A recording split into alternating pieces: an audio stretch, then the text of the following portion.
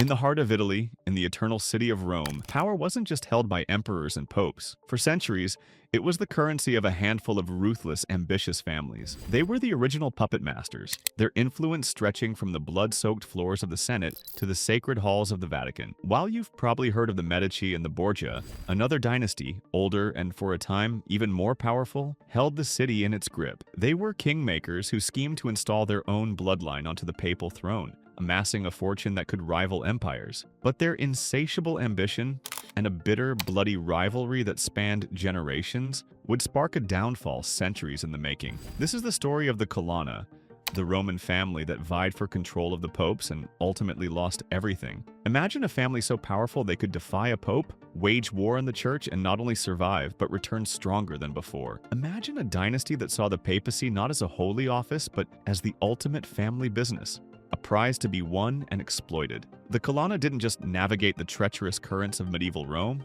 they created them. Their story is a brutal lesson in power, how it's won, how it's wielded, and how, inevitably, it can corrupt and consume those who crave it most. From their ancestral castles in the hills overlooking Rome, they would launch a centuries-long campaign of manipulation, warfare, and intrigue that would define an era and, eventually, seal their own fate. The story of the Colonna begins not in the marble palaces of Rome, but in the rugged Alban hills overlooking the city around the turn of the first millennium. Legends connect them to the formidable Counts of Tusculum, a clan that had already produced several popes, but their confirmed history starts with a man named Piero. Around the year 1064, he received the castle of Colonna as his inheritance. This fortress, perched strategically on a hill, gave the family its name, Colonna, meaning column, a fitting symbol for the pillar of strength they would become. From this base, they began to consolidate their power. While other families fought for control within Rome's walls, the Colonna established a strong presence in the lands to the south. They gained control of key territories like Palestrina and exerted influence over major roads leading into the city. This allowed them to impact trade, levy taxes, and project military force, giving them significant sway over the southern approaches to Rome. Their influence grew rapidly, and by the 13th century, the family was a dominant force, providing cardinals to the church and senators to the city. But they were not alone. As the Colonna grew prominent in the south, another powerful family, the Orsini, rose to dominate the north. This set the stage for a rivalry that would drench the streets of Rome in blood for generations. The Orsini often led the Guelph faction, which supported the Pope's political power, while the Colonna frequently aligned with the Ghibelline faction, which favored the Holy Roman Emperor. But these loyalties could shift with the political winds. The Colonna and Orsini feud was a defining feature of Roman politics, but it was part of a much larger, chaotic landscape of competing families and foreign powers. They fortified their respective quarters in the city, turning ancient monuments like the Mausoleum of Augustus into private fortresses. The city was a chessboard, and for 2 centuries, the Colonna and Orsini were 2 of its most powerful players. The Colonna's Ghibelline leanings often put them on a collision course with the papacy. Their power had become so immense that they frequently acted like a state within a state, openly defying papal authority. This tension erupted into open warfare in the late 13th century with the election of Pope Boniface VIII. Boniface was a man of immense ambition who saw the powerful Roman barons, particularly the Colonna, as a direct threat to his authority. He was determined to crush them. The conflict ignited in 1297 over a family land dispute. When 2 Colonna cardinals, Jacopo and his nephew Pietro, defied a papal order, Boniface saw his chance. He acted with breathtaking fury. He excommunicated the cardinals and the entire Colonna family, stripping them of their titles and lands and declaring a crusade against them, a holy war against a Catholic family. The Colonna, in a stunning act of defiance, issued a manifesto declaring that Boniface's election was illegitimate. This was an unprecedented challenge, and Boniface's response was merciless. Papal armies marched on their strongholds. In 1298, their ancestral fortress of Palestrina was captured and, on Boniface's orders, utterly destroyed. The fortress was razed to the ground to signify the absolute obliteration of their power. The surviving members of the family were forced to flee Italy, scattered and broken. It seemed the Colonna dynasty was over, but the Colonna were nothing if not resilient. disbandment. In exile, they allied themselves with Boniface's other great enemy, King Philip IV of France. In 1303, the hot-headed Sciarra Colonna, alongside a French force, led a daring raid on the Pope's own hometown of Anagni. They stormed the papal palace and arrested Boniface himself. Legend has it that the enraged Sciarra slapped the pontiff across the face, an act of sacrilege that became known as the Outrage of Anagni. Though Boniface was freed by locals shortly after, the 86-year-old pope died a little over a month later. Modern historians note his health was already failing, but the humiliation was profound. With Boniface dead, the Colonna's fortunes immediately reversed. The new pope, Clement V, reinstated the family and they returned to Rome, slowly recovering their lands and influence. This incredible episode demonstrated a crucial truth about Roman power. Popes were mortal, but families like the Colonna were resilient. They had challenged the very authority of the Holy See and survived. Their near destruction and dramatic comeback only hardened their ambition. They had learned a valuable lesson. To truly control the papacy, it wasn't enough to defy it. They needed to own it. For over a century after their feud with Boniface VIII, the Colonna continued their relentless power plays. They navigated the chaotic period of the Avignon papacy, when the popes resided in France, leaving Rome torn apart by the ongoing wars between noble families. The Colonna suffered setbacks, including a bloody defeat in 1347 at the hands of the popular dictator Cola di Rienzo, but as always, they recovered. The family's ultimate ambition, the one prize that had eluded them, was the papal tiara itself. For generations, they had schemed, fought, and placed their relatives in the College of Cardinals, inching closer to the throne of St. Peter. Their moment finally came in 1417 at the Council of Constance. The church was in the midst of the Great Western Schism, a disastrous 40-year period with multiple rival popes. The council's goal was to end the schism and unite the church under a single pontiff. In a move that signaled a desire for unity and a return to Roman leadership, the council elected Cardinal Oddone Colonna. On November 14, 1417, he became Pope Martin V. The Colonna family had finally won the ultimate prize. His election was a seismic event, not just because it ended the schism, but because it placed the head of Rome's most powerful and rebellious family at the apex of Christian authority. Martin V was a shrewd and effective ruler. He returned the papacy to a Rome that had fallen into ruin, restored order, and began rebuilding the city's dilapidated churches. For much of his pontificate, he resided in his family's palace, the Palazzo Colonna, while the traditional papal residences were restored. In many ways, he was the first great pope of the Roman Renaissance, but he was also a Colonna. His pontificate marked the absolute peak of the family's power. Martin V used his papal authority to enrich his relatives on an unprecedented scale, bestowing upon them vast estates and fiefdoms in the papal states in southern Italy. Towns like Frascati, Pagliano, and Genazzano fell into Colonna hands, solidifying their territorial control into a powerful domain. The papacy for a time functioned like a family enterprise. The Colonna now had immense influence over both the spiritual authority of the church and the secular power of Rome's greatest noble house. For a golden decade, they weren't just the masters of Rome, they were intertwined with the papacy itself. The Colonna had reached the pinnacle of power, a height of influence few families in history could ever dream of. They had their own pope, a stranglehold on central Italy, and a fortune to match. But as we all know, what goes up must come down. The very ambition that drove them to the top would soon sow the seeds of their decline. Before we get into the cracks that began to form in their empire, if you're enjoying this story of ambition and power, take a moment to hit the like button and subscribe. It tells us you want more histories like this, and it helps us bring them to light.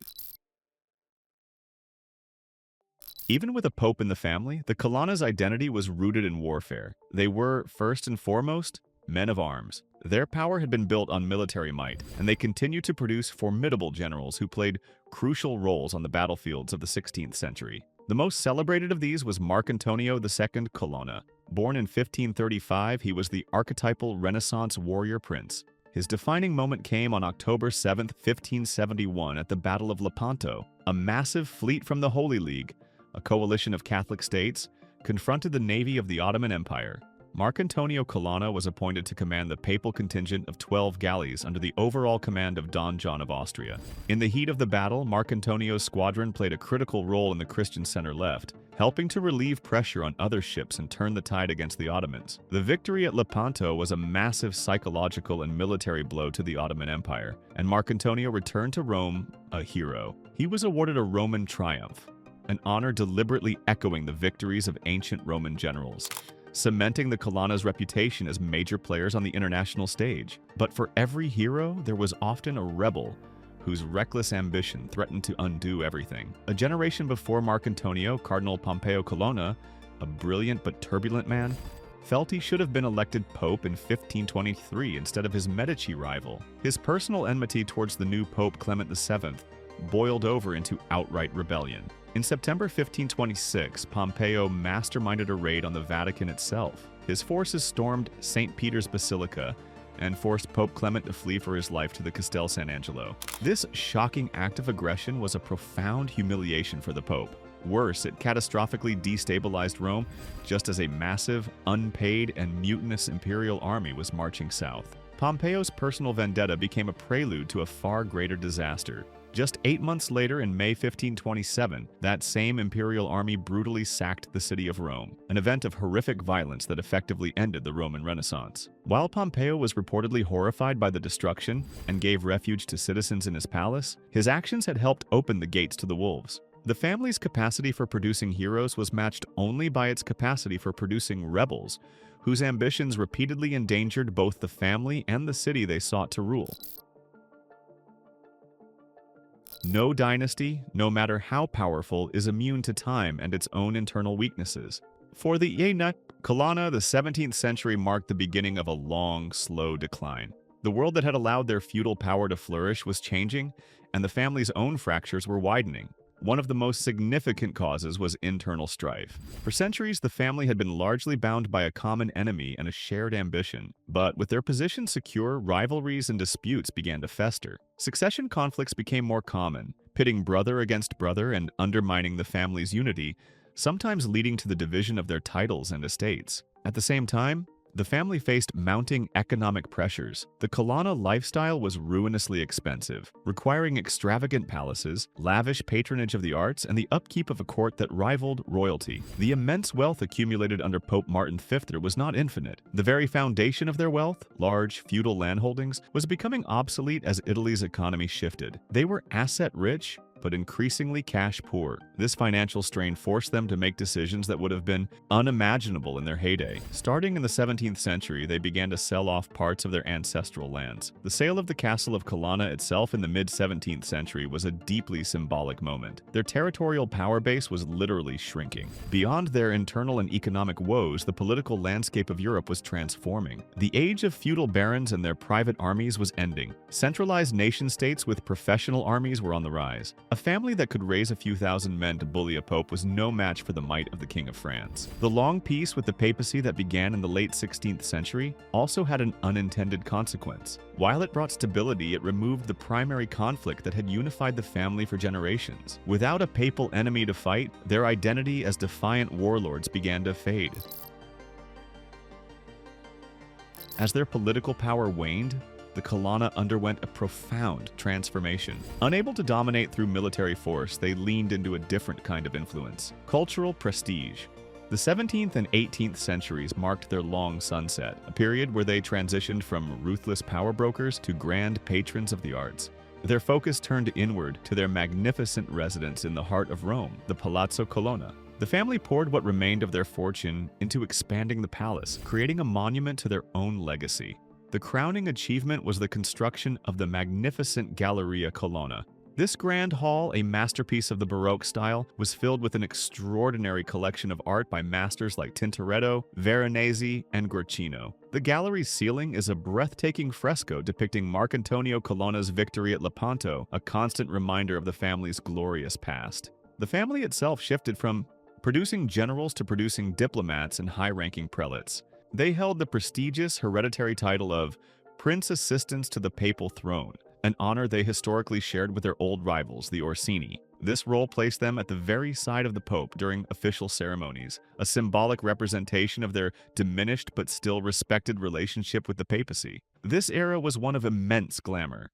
The Colonna were at the center of Roman high society, their palace a hub of artistic life. However, this soft power was a shadow of their former might.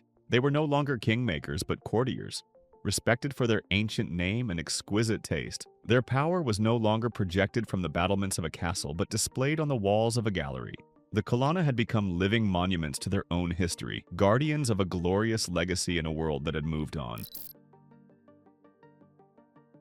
The final vestiges of the Colonna's feudal power were swept away in the 19th century with the unification of Italy and the end of the Papal States. The old aristocratic privileges were dismantled, and their once mighty strongholds became ordinary towns. The symbols of their power were slowly absorbed into the fabric of a new, modern Rome. Yet, the Colonna family did not disappear. They endure. To this day, their descendants still live in a private wing of the magnificent Palazzo Colonna, the very same palace their ancestor, Pope Martin VIII, made the center of the Christian world 600 years ago. The name still commands respect, a whisper of a bygone era. The spectacular Colonna Gallery is still owned by the family and is open to the public, allowing visitors to walk through the halls where cardinals plotted, popes ruled, and a family's ambition was immortalized in art. The story of the Colonna is the ultimate tale of the rise and fall of a great dynasty. For nearly 1,000 years, they were at the heart of Rome's turbulent history. They were a force of nature, unruly, violent, and endlessly ambitious. They challenged the papacy, amassed and lost fortunes, built and destroyed castles, and left an indelible mark on the Eternal City. Their history serves as a stark reminder that all power, no matter how absolute it may seem, is ultimately fleeting. The world changes, empires crumble, and even the greatest families fade. From the heights of papal power to the quiet grandeur of their ancestral palace, the Colonna's journey is a microcosm of European history, a story of feudal lords giving way to Renaissance princes, and princes giving way to the modern world. They influenced popes,